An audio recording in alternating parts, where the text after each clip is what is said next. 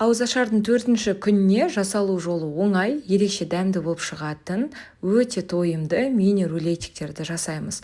Видеоны міндетті түрде соңына дейін қараймыз.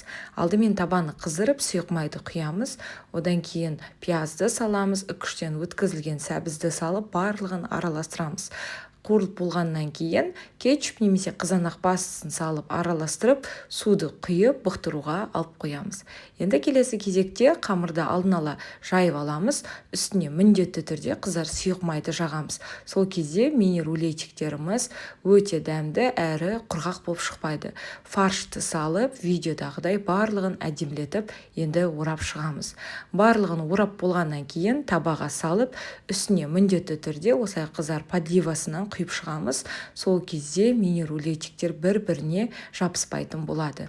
35-40 минуттың ішінде тағамыз дайын болады. Міндетті түрде жасап көріңіздер, ас болсын.